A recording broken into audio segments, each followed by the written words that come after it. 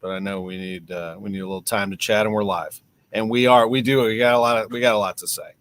Welcome everybody. It's great to be with you. Tom Ackerman here in our KMOX studios. We have a panel that has a lot to say and a lot to cover. We yesterday all watched the press conference involving, from left to right, Bill DeWitt III, Bill DeWitt Jr., John Mozeliak, Chaim Bloom, Busch Stadium, to lay out their plan for 2025 and beyond. And as you can imagine, it received a widespread reaction, including right here in this group. Bernie Miklasz, Matt Pauley, Kevin Wheeler, Tom Ackerman, we're with you. Bernie, let's go right to you. Let's get your initial reaction. And I know you've had some time to absorb this, what you witnessed yesterday as Chaim Bloom, it was announced, will succeed John Mozeliak, but not until 2026. He gets a 5-year deal. I thought that the Cardinals obviously took a necessary step. I think they've been putting this off for too long. Obviously, there was a deterioration, a decaying of their minor league player development system, which is part of their franchise heritage. So I was surprised they allowed that to happen. But at least they recognize, we have to fix this thing, and we have to do it with a lot of resources, and we have to do it fast. And to me, they hired the right guy, Chaim Bloom, to do that because that's his specialty. He's excellent at it. So I was really encouraged that they took that step. We can fuss about whether Chaim Bloom should have taken over right away. Maybe John Mozeliak move into the background. That's their decision. I've been outspoken about what I felt they should have done, but they've made their decision. And I appreciate John Mozeliak's candor yesterday, where he basically interjected and said, no, it probably means our payroll's going down. And that's the question I have, and I know all of you will sound off on this. Are Cardinals fans ready for a rebuild? Not a teardown, not blowing it all up, but kind of a moderate rebuild, because I do call it a rebuild. I have no reason to avoid that word. What will be the appetite for that if fans know that at least they're moving in a new direction? Is it going to happen soon enough to make them happy? That's just one of the questions that's out there, and we don't know the answer today. What did you think, Kevin? Your thoughts? A lot like Bernie, not surprisingly. Couple things that stand out to me when it comes to the reaction, right?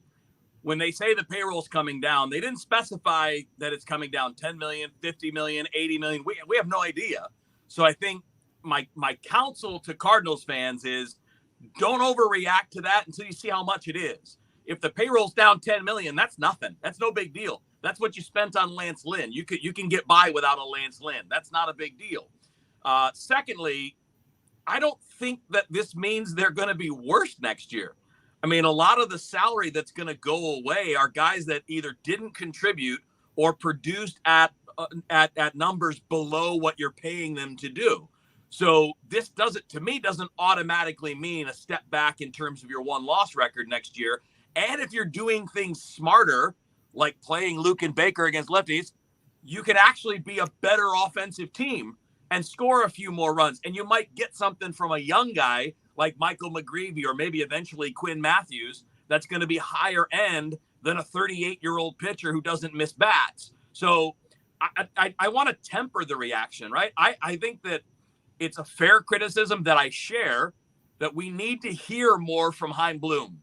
One of the things the fan base desires, desperately desires, is a different voice. That has nothing to do with whether or not Bloom's going to be amazing. And Mo jokes about it. He knows the fans are tired of hearing him. So maybe start that transition. But I thought not making Bloom available for interviews after the press conference is a mistake. I think he needs to be more of a face if you want to sell fans. If you don't care about selling fans, do what you want. I don't think there's any doubt. My initial reaction on Twitter was that Chaim Bloom was a breath of fresh air, and I do think they need to get him out in front as often as possible. Matt, you were there. You had some great interviews with John Mozeliak, Bill DeWitt III, that are available right now on our website. Give me your initial thoughts. Yeah, a couple things. First, I think Kevin's point about how much payroll is going to go down. They can do one of two things. They got to stop giving money to middle-level players. With all due respect to Lance Lynn and Kyle Gibson, those positions on the team need to go to produce talent, low money talent. So if the way they're reducing payroll is by not having Lance Lynn and not having Kyle Gibson and having Michael McGreevy and Gordon Graceffo instead in those spots, that I don't think they take much of a step back. If the way they drop payroll is by trading Sonny Gray and Wilson Contreras and Nolan Arenado, then that is a completely different situation, and it makes the team worse. So we got to sit here and wait and see what the lowering of payroll actually looks like. To the point about Chaim Bloom, I was also disappointed that he didn't do one-on-one interviews and didn't spend more time. I've had the opportunity to talk with him just personally a handful of times since he came on, and I find him to be incredibly compelling. You know, one story about it, I met him in spring training. I went up to him like every other media member went up to him just to introduce myself. I had the typical 45-second conversation with him.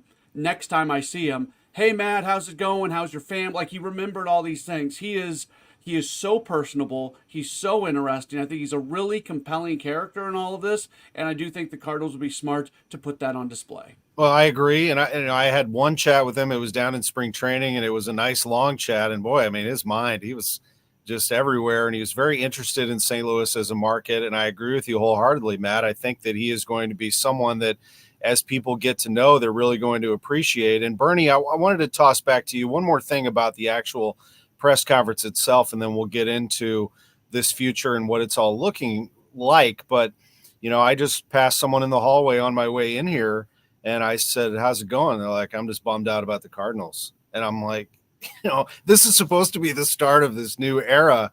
And I do think it had a lot to do with how it looked yesterday, the optics of yesterday. You had Chaim with his, you know, bright future and well-spoken, and you had a lot of the same talking points coming from Bill the Third, and Mo. And, you know, it does create, I think, that, oh no, you know, they're not changing thing from the fans. You know, when I looked at it, and some of the things they said weren't wrong. I mean, winning 83 games is an improvement over last year, but you can't try to sell the fans that that's exciting or that is why you should be going to the ball game. I just felt like the connection with the fan base has to improve, and I did not see that in the press conference yesterday. No, I respect that opinion very much, Tom. I do agree. If I could go back, I do agree with what Matt said about they needed to have Chaim Bloom more front and center. Kevin Wheeler agreed with that too. We all agree with that. I thought it was like unfortunate the way they sort of ushered him out of there as soon as the main press conference was over. And let me just add to this. The Cardinals don't need my advice, but let's be totally honest here. One of the things the Cardinals have failed at miserably is messaging. They're just not very good at it. In fact, it's stunning at this day and age. Now, you can take the worst sports franchise of the 5 major sports in North America, and even the worst franchises are like great at messaging. It shouldn't be as hard, but they have a hard time with it.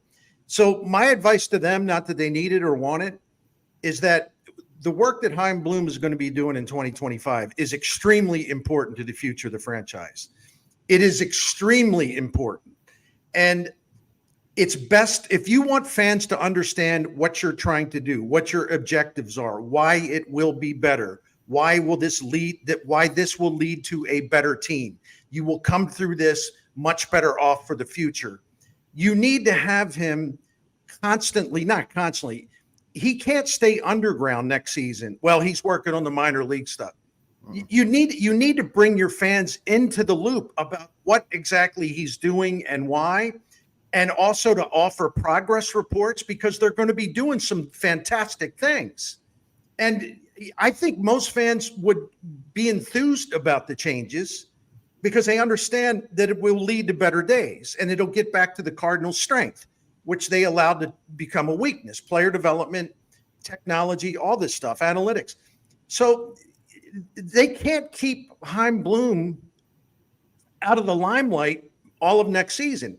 He needs to be front and center talking about, hey, we just did this, we just did that, we just hired 20 people. You know, you got to bring the fans into the loop. And this isn't like you're trying to sell them. It's not a cynical thing. It's just good business. And also, you're treating your fans like adults. You're treating them with respect. You're important to us, So we're going to tell you exactly what we're doing, what Chaim Bloom is up to every step of the way. He will be available to the media. You will see a lot of him. He will take you step by step exactly what they're doing.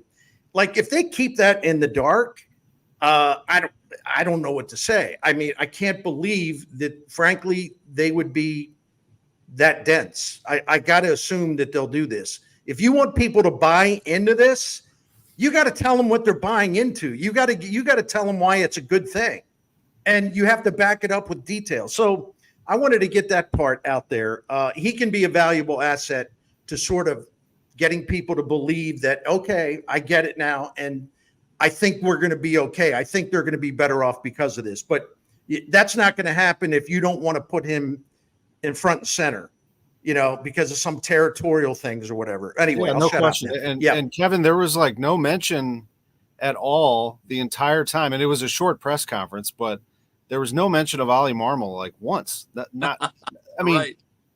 is he not going to be the manager of this movement? I don't understand that either.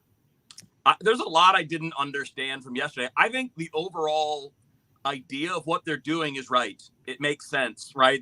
They need it. It's going to be critical for long-term success. Completely on board with bringing in new voices like Chaim Bloom, hiring new people for scouting and player development. All with it. It works. It's a good idea. What I thought was weird yesterday, in addition to what you just brought up, and in addition to what Bernie brought up, is that they tried to thread this needle where, well, we didn't do anything wrong. We just need to catch up. Well, falling behind is doing it wrong. Right. Like, where was the saying? This is what fans want. Okay. This is not what Wheeler wants. Wheeler doesn't care. But what fans want to hear is why. They want to know, why did you allow this? Why didn't you keep up? Why didn't you get into the front end on the technology stuff? Why didn't you get into the front end of the newer ways of training pitchers, or, different ways to get hitters right when they're striking? Why do you have to catch up? I would love to know it, but that I don't matter. I'm just an opinion guy on the radio. I'm not the one that they have to sell season tickets to. If I'm a season ticket holder, you saying we know that we messed up, we fell in love too much with what we did before, we resisted change, but now we see that was wrong. That goes a long way with fans. I mean, think about your own personal relationships. When you screw up, does it really work with the people around you if you don't acknowledge that you screwed up? No, It doesn't. not. Of It course doesn't. No. So I thought that was missing yesterday. I thought that the DeWitts and Mo should have at least said, look, we got too, you don't even have to put it in a negative way. We just believed too much in what we had always done, and we missed it. And now we realize it, and this is why we're changing. But there was none of that. It was just, oh, no, we just need to catch up. Well, you fell behind for a reason, and fans know it. Yeah, I mean, maybe you just can't change them. They still are champions. You can't take it away. They won championships together. We all know that. Like they won. They're a winning franchise for a long time. But we also have seen it for ourselves. And gosh, Chaim Bloom said it throughout his opening remarks that if you rest on your laurels, you will get beat. Those were his exact words. Yeah. That if you, over the last decade, that things have moved very fast. That was directly at the Cardinals over the last decade that they have not. I mean, Matt, I think that was pretty clear too. We had a question on here. Matt, you were talking a lot about Bloom. So let's get into Bloom a little bit, because I think part of our job also is to educate, and we've all done our research on Chaim Bloom, because there's already a comment on here I see from Frank on Facebook. Why does Bloom have a bright future? Let's talk about Chaim Bloom a little bit and what we know about him.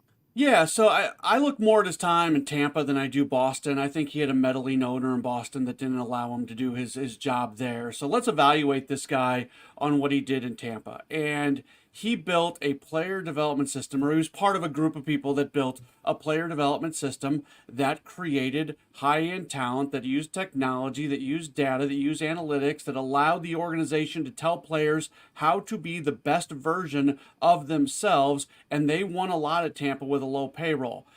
If he can do in St. Louis even half of what he did or 60% of what he did in Tampa, it's a very different situation. I've been thinking about this a lot because in baseball, you have the Tampas and the Milwaukees that produce a lot of high-end talent out of their minor league system, but they don't supplement it with big-time signings. And then you have teams like the Dodgers who are very good at developing players, but they also spend gobs and gobs and gobs of money.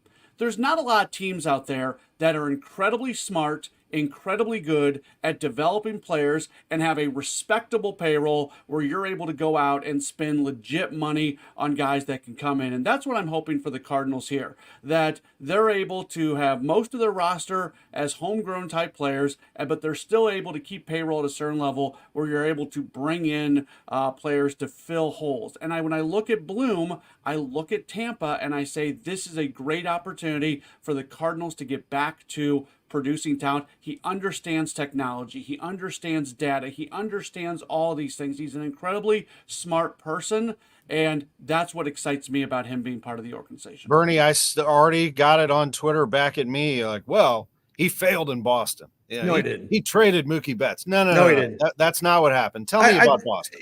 I just I'm kind of cranky about all this stuff because people are looking at the Red Sox record while he was there. Oh, that's the end of the story. He was a total failure. Yeah, okay. First of all, they brought the man in because John Henry, the owner of the team, who changes his mind like, I don't know, every 16 seconds roughly. He said, listen, we want that Tampa Bay model. What you people have done down there is extraordinary. Not just the overall player development system and your expertise there, but you're way ahead of everyone with the use of analytics. You're way ahead of everyone with technology. You're way ahead of everyone for understanding you can sign a pitcher, for example, for $5 million, who's going to be just as good, if not better, than someone you spend $15 million on. We want that model because it isn't that we don't want to spend money, but we got to become more efficient. So he took the job. He started in on his work that he was hired to do. And then they moved the goalposts. Sorry to mix sports. It's just like all of a sudden, because Boston's a fierce media market. The fans are very nasty when they're not happy. It's just like, well, wait a minute. Look, we're not winning. Well, how come we didn't sign this guy? How come we're not spending? And it made John Henry nervous. And all of a sudden, when Mookie Betts, for example, turned down a pretty generous contract offer, it obviously wasn't going to be the ultimate offer. John Henry told Chaim Bloom, trade him. Everyone knew that, and then the Red Sox not only had to trade Mookie Betts, but they lost leverage in the trade talks because everyone knew what was going on.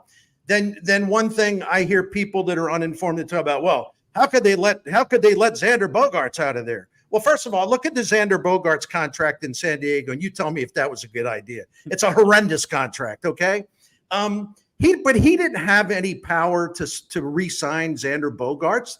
They weren't going to spend the money on him. But the thing that he was brought in to do before they screwed the guy, was put together a great farm system. And he wasn't even there that long.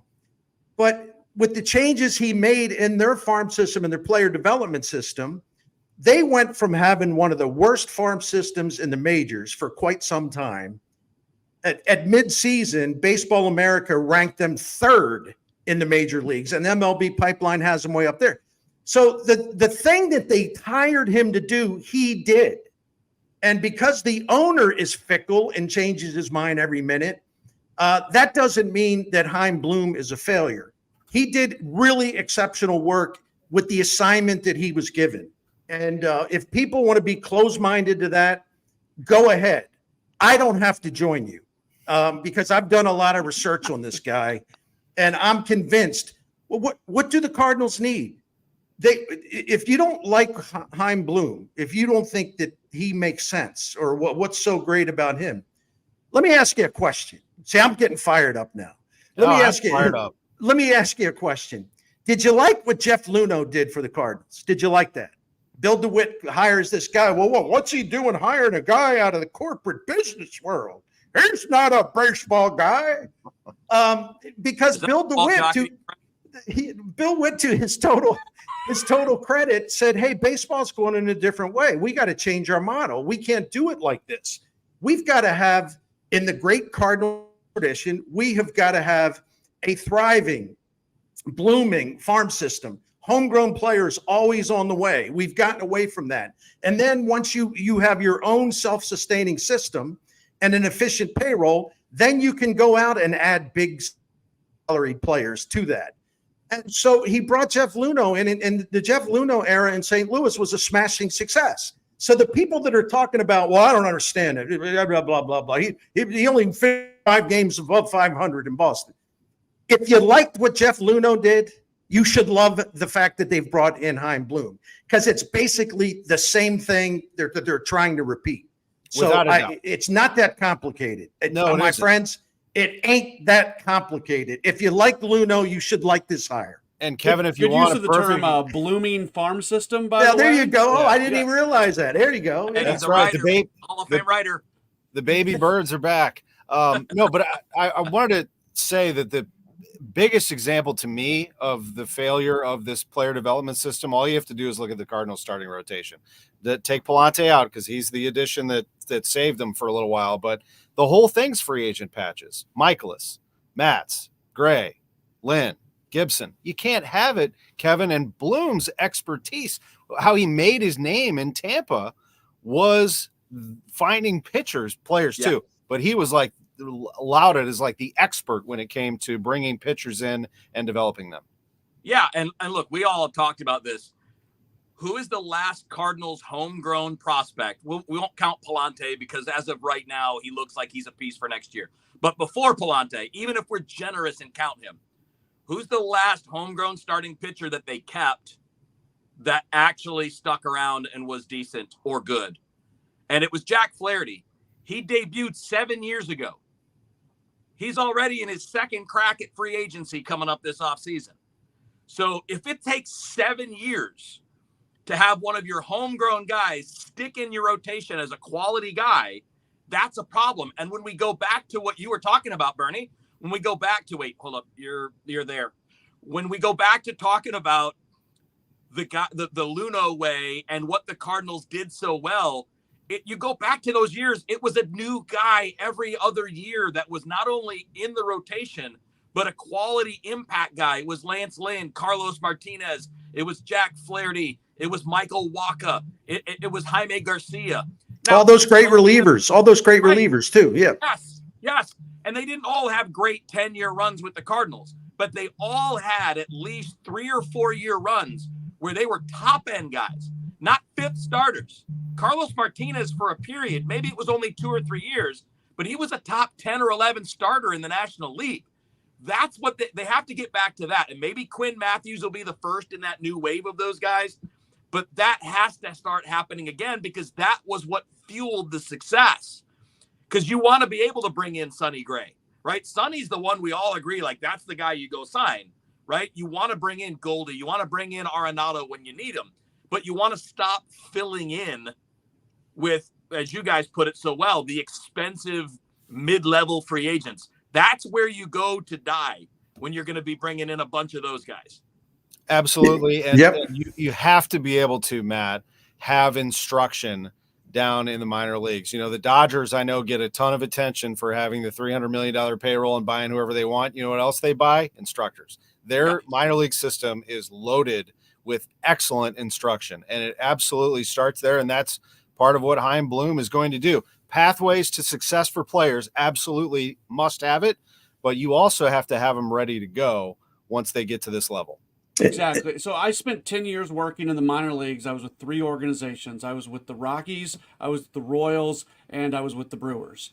And in all of my stops, there was always 1 or 2 coordinators in town. You know what's a failure? The fact that Jordan Walker went to AAA Memphis and they didn't have a roving outfield guy there every single day with him, just camped out working with him. Walker regressed defensively from where we saw him early in the season to when he came back. They don't have these roving guys. They got like 5 in the organization as opposed to the 12 to 20 that most organizations have. If you've got somebody that goes somewhere that needs work in a specific area, You got to get somebody there, camp them out with them, and work them. Walker's gotten great work with Willie McGee when he's been at the big league level, but there's nobody like that that's available to just go there. So yes, they have to do better. And another thing that not a lot of people talk about: look at the Cardinals' major league staff. Look at Ollie. Look at Pop. Look at Stubby. These are all guys who are really, really good minor league coaches or minor league managers. When those guys get to the big leagues, has that level of minor league instruction and minor league development been replaced at the minor league level? I'm not going to lie to you and tell you that I'm totally locked in on every single manager and coach and outfield or every coordinator that's down there, but I will tell you they need to do better in terms of instruction. And numbers are very important. Analytics, I know, Bernie, all of us have been around the game a long time, and we've all adopted analytics and understand them and follow them. It's not everything, but it's a huge part of the game. I know that some of our fellow fans, older fans, grouse and say, that's not part of the game. Bernie, the young guys coming up, that's their life. That's what they know from the beginning of playing, isn't it? Yeah, people listen. First of all, people can grouse about what they want. I mean, everyone's entitled to their opinion. I don't have to agree with it. However, if you don't like analytics and you're down, I'm tired of all these analytics. Analytics. First of all, there's always been analytics. They just weren't called analytics. I grew up in Baltimore following Earl Weaver. He was this whole Moneyball thing. He was about 35, 40 years ahead of his time. Okay, platoon matchups, all this, many different lineups. No one who followed the Orioles in those days was complaining about Earl Weaver with his matchups and his all his different lineups, right? Or the way he used relievers. His emphasis on base percentage and home runs and defense and pitching. But he didn't have a fancy title. It was just Earl Weaver baseball. You don't think Whitey Herzog used analytics? Are you kidding? I'd sit in his office and watch him. It was done in a rudimentary way because you didn't have the advanced technology. He'd sit there hour after hour after hour, handwriting spray charts, but they were beautiful. They were it was like artwork. He knew exactly where the opponents, their tendencies, where they're going to hit the ball based on certain pitches. That's analytics, okay? Yeah. You don't think Tony La Russa used analytics? Yeah, and Dave Duncan. Tony La Russa, I seem to recall, won a World Series in 2011 because in the postseason, he fast-forwarded his bullpen into games, which is something no one was doing. He was like, well, I don't have as much faith in our rotation, but I love our bullpen. We're going to get these guys into the game earlier. And at the time, it was like, oh, what is he doing? Well, he was being smart. This is the kind of thing that someone in analytics would recommend to do. Go with your best arms. Don't worry about whether you're a starter or reliever. So, and I repeat, if you don't like analytics, then you're telling me that you also hated Jeff Luno's work in St. Louis. Because what do you think he was basing 90% of the stuff on, right? Including player evaluation. The other thing about it, and then I'll quit hollering after this, I'm actually in a good mood, is that do we agree? Do we agree that the Kansas City Royals had a nice season? I think they had a nice season. Yeah, they were able to beat the White Sox like 65 times or whatever, but I get it. They lose over 100 games last year, and this year they're in the playoffs. Why? Well, one of the first things that Piccolo, their new general manager, president of baseball ops, did, he went out and basically built an entirely new analytics staff, and they have one of the largest analytics staffs in the major leagues, and it's made a huge difference. Then he had to go choose a manager. Well, who did he choose as a manager? Wait, who is this guy? I never heard of Guitar. Who is this guy? Well, he comes from the Tampa Bay system, and he's a manager who believes in analytics and knows that it gives you a competitive advantage. And everything the Royals did is based on analytics, including hiring their manager, who is perfect for these times, even though no one ever heard of him before. And the other thing they did is they hired like 30 new people to bring into the organization in all these background roles to make them smarter collectively. So if you hate analytics, then if you're a Royals fan who hates analytics, then I assume you hate the fact that they're in the playoff, or, all of the other things I cited. And, the other thing about Chaim Bloom with pitching, Tom Verducci wrote a comprehensive piece in SI a few years ago, and he said, the Tampa Bay Rays are the best in the major leagues. No one is even close. Identifying, drafting, developing, and fixing pitchers. They are the model for that. And Chaim Bloom, in fact, got much of the credit for that. So people are going to sit here, oh, well, what has he done? Okay, because he hadn't won a World Series. Well, when you win 96 games with Tampa Bay Rays on about a $50 million payroll, you have done a hell of a job. It's a miracle, even if you didn't win the World Series. All right, I'll shut up. Thank you. No, it's all great stuff, and no question. Kevin, go ahead. I say let's do this, because I think what we get lost on, and I know you guys, all of us know this, but the people that get mad about analytics and all that stuff, the new ways of measuring player performance, all you're fighting over is the language being used. You know, launch angle is what scouts used to call loft. They used to say that a power hitter has nice loft in his swing because he hits the ball in the air, because damage is in the air. Ted Williams 80 years ago was talking about you want to have a slight uppercut to your swing. 80 years ago. When we talk about the high spin rate fastball, that's what they used to call a rising fastball. We didn't have the tools to measure it, but it looked like it was rising, so we called it a rising fastball. That's just a high spin rate fastball at the top of the zone. All of these things have always existed. Major league teams have always emphasized velocity. Why do you think Walter Johnson was called Big Train? Because he threw hard. You know, like this stuff, it's just new words for the same ideas. And then what we have now that's so great is the ability to measure it. You guys all know this, but like there would be times in the past, right? I'll put it on Tony La Russa just because he's a great manager and one of the best baseball minds any of us have ever been around. But sometimes he would try to BS us a little bit when a hitter was struggling and be like, he's hitting a bunch of balls hard.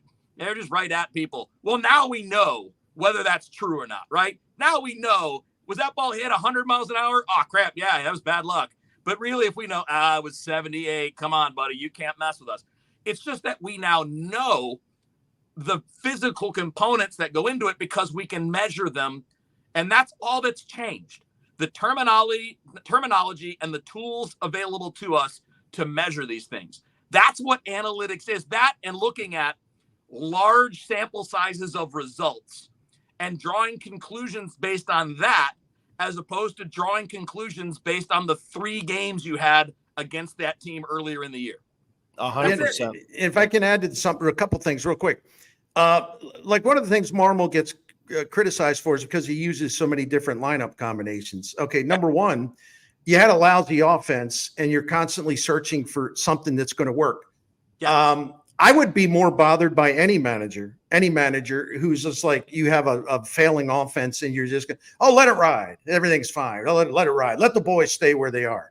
And then the other thing, then I was arguing with someone online the other day. Well, he uses too many lineups. I mean, and it really hurts the team. No, the problem is they didn't have enough talent on offense. Here I go again, but the guy in Kansas City used many more different lineups than Ali Marmol did this year. Did you think anyone over there is belly aching about that? No. Detroit. Right, exactly. And then one other thing about launch angle. I hear this all the time. Yeah, I'm tired. No wonder the Cardinals can't score. They got them doing all this launch angle stuff. Well, I actually did a very brief study on that this week. And the Cardinals, if they're making these guys do all this launch angle stuff, they're not doing it very well, because the Cardinals, in terms of the optimum launch angle, you want to be in a certain range, right? And you know what launch angle means? It means line drives, okay? It means I'm tired of them trying to hit home run. No, if you have a good, so-called good launch angle, it means you're hitting a lot of line drives. I was unaware that there was a percentage of baseball fans who were opposed to line drives. Yeah. I always thought that those things were good.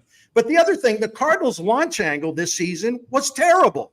So that's not in fact, you can make the case one of the reasons they were a bad offense is because they didn't have a good launch angle. They didn't hit the ball hard enough.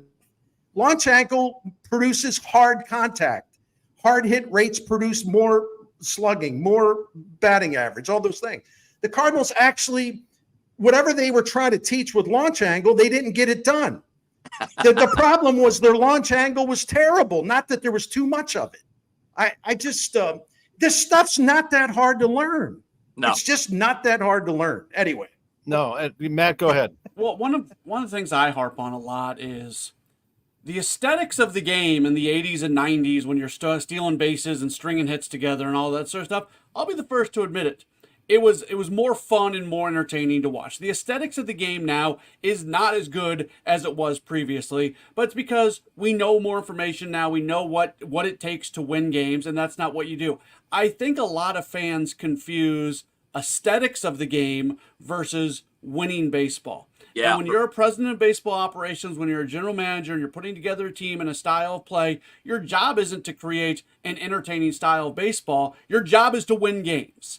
And we get stuck in this thing where people always want to go back to the way it used to be because it happened to be a little bit more entertaining than many things that are going on now. And I think there has to be an understanding that just it won't work. And there's people who are listening to me right now yelling at their screen because they are convinced that it will work, but unfortunately it just won't. I think the Cardinals could steal more bases, but then again, like they could take advantage of the new rules and they haven't done that. But why haven't they done that?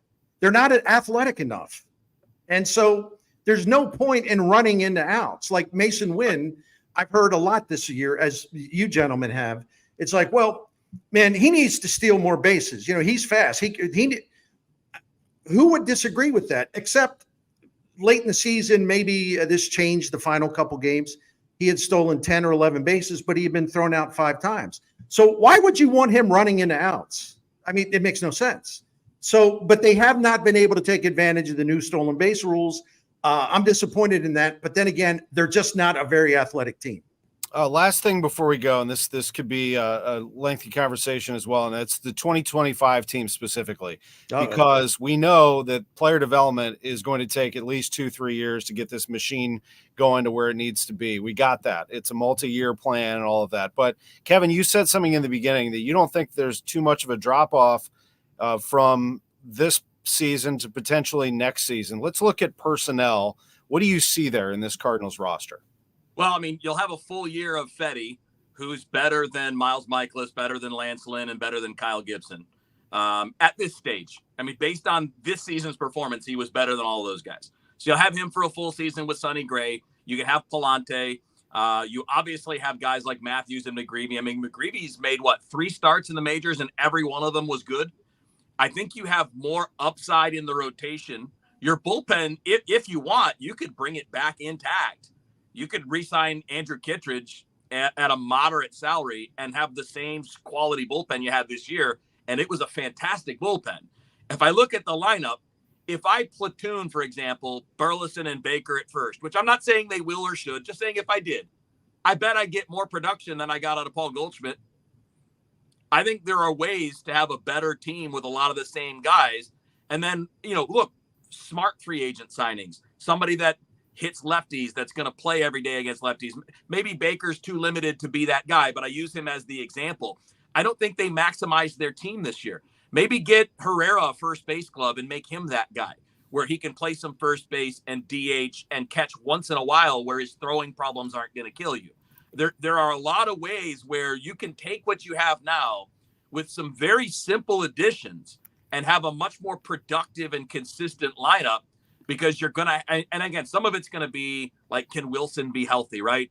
If Wilson's healthy, not getting his arm broken on a fluke play, your lineup's better in the middle already. So I'm not saying that that's good enough. I want to be clear. I think they need upgrades. To me, they have to upgrade center field.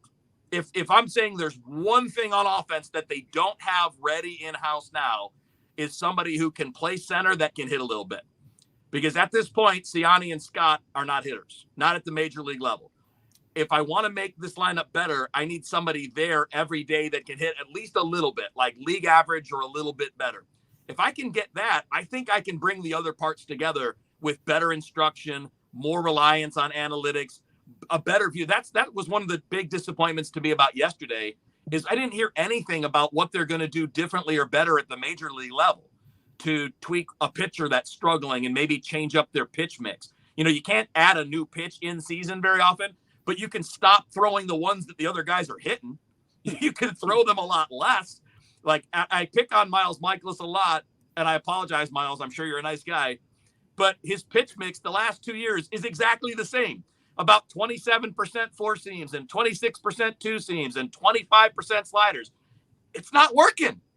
2 years in a row, you're one of the bottom 3 guys in the league. Why are you not having a staff that would say, you know what, Miles, maybe we're going to change that mix a little bit. Maybe we're going to throw some more change-ups. Or more. I want to know more about how they can do that, because other teams do that. So, you know, like you'll see a team like the Dodgers, they get a player and he'll show up and they'll be like, wow, he's throwing like 60% fastballs. He was throwing 35% fastballs in his previous spot, and all of a sudden he's better. Sometimes it's that simple. We talk about the Rays a lot. You know, I know Pete Fairbanks has talked about this. Tyler Glasnow has talked about it. Those guys came from other organizations. The first thing that happened when they got to Tampa Bay, the Rays told them, hey, you got great stuff. You throw 100, just throw it down the middle. Stop trying to paint corners. Just throw it over the plate. Like, sometimes it can be that simple. And for Miles, my advice would be the opposite. Throw more pitches off the plate because it's not working. It's not working the way you're doing it. But I think this team could be better next year, even if the payroll drops $30 million. What do you think, Matt? Yeah, again, it goes back to what I said earlier. It depends when they drop payroll. What does that actually look like? Is it some of these players, the Arenados and the Contrerases? If they get traded, then who knows? But if you replace Lance Lynn and Kyle Gibson with some combination of Michael McGreevy, Gordon Graceffo, and Quinn Matthews, I don't think it's that much of a drop off. And if anything, it's going to get better as the year goes along, as these guys continue to produce and do some things. So that's what I want to see the team do. And look, the heavy lifting is going to be going on with Heimblum behind the scenes as they try to get this thing back rolling. But there are things that they can do to win at the major league level. Don't go sign a first baseman. Like Kevin said, you have Lucan Baker, Ivan Herrera, Nolan Gorman, Alec Burleson. You got all these guys that you can go play at first base and take advantage of matchups and take advantage of who's hot and who's not at any given moment. I know going into this past season, they were hell-bent on defined roles for everybody. Drop that at least for this year. Go with the guys that you have flexibility, and try on an everyday basis to put the best lineup possible. And if you do those things, I don't think it's much of a drop-off from last year. No, I don't think so either. There wasn't really any talk, Bernie, yesterday about that. The players and the current players, of course, I don't know how much time they had to do it. They were talking a lot about what had just happened. Right. What do you think about the 25 roster? Well, believe it or not, given the fact that I've been, spending a good part of 40 minutes hollering here, I don't have much to offer. And you say, well, why? Well, because I'm not sure exactly what they're going to do as far as pairing pay, and if so, who's going to go. Right. So it's kind of hard for me to handicap it. However, I'll say this: if they're convinced, or they believe, if they're having a come to Papa meeting about telling the truth and being realistic, if they don't see themselves as a playoff team in next season or in 2026, it would really be silly to not trade Ryan Helsley, for example. He's got 1 year left on his contract. What would be the point of having him doing an excellent job, but in a lost cause for the team's not good enough to make the playoffs? You could probably get a windfall for him if you trade him with 1 full year for his new team before he becomes free agency. And the same thing applies to like a guy like Kittredge. Katie Wu saying, well, they're probably not going to bring any of their free agents back, or free agents to be. The strength of this team this year was the bullpen. And I think their starting pitching, I agree with my colleagues and friends here, I think the starting pitching can be just as good, if not better, going with a younger group next season. But that bullpen was so strong about protecting the leads that they had. And they were so great in protecting leads when they were up after 7 innings, up after 8 innings. And Ali Marmol did a really great job of extending the bullpen by cultivating a guy like Fernandez, cultivating a guy like Liberatore, getting a lot more out of John King than I ever thought that they would. Those are just a few examples. So, but if you subtract the Helsley and you subtract a Kittredge, and you make, let's say, Fernandez your closer, the bullpen's not going to be comparable to what they had this season. And that could be a real problem in terms of how many games are you going to win? So I would just say that's the one area that I'm going to be looking at, because that bullpen is the reason why they won 83 games. If that bullpen had been mediocre, they would have had another 71 and 91 probably, or close to it. Anyway. No doubt about it. I want to wrap it here. We've gone a good solid 45 minutes. There's so much more to cover, of course, but we will do it on air on KMOX, Sports Open Line, Chris and Amy, DGS. I'm on Total Information AM. This program can be watched over again on YouTube and other social media channels, and certainly YouTube is up and coming. KMOX Sports has its own page on YouTube, and I want to make sure that people, if they haven't already, where have you been? Subscribe to Bernie Miklasz' YouTube page. It's awesome. Yeah, make sure you do that. That's a Joplin hat too, isn't it? It is 1950. Yeah. Joplin Miners, a Yankees farm team. The most famous player on the 50 Joplin Miners, Joplin, Missouri, Mickey Mantle, a teenager named Mickey Mantle. I had to buy this one, baby. I had to buy it. You know how I learned that? From Bernie Miklasz' YouTube page. That's right. There you go. There you go. So, yeah, make sure that you do that. It's really, really well done. I know we're going to get everybody out of here, but thank you for watching. Thank you for paying attention to KMOX. You know, we're going to be here all throughout. We're taping this on October 1st. Some of you watched it live, but this is just the beginning. This is a very important offseason, as you know, and we will be right at the heart of it. Not just us, but Mike Claiborne's going to jump in, Joe Pott. We've got a big team that is ready to give you all the offseason news you can handle. Every single day, Saturdays and Sundays as well. We don't ever close. For Bernie Miklasz, Matt Pauley, Kevin Wheeler, I'm Tom Ackerman. Thank you for joining us on the KMOX Sports social media channels.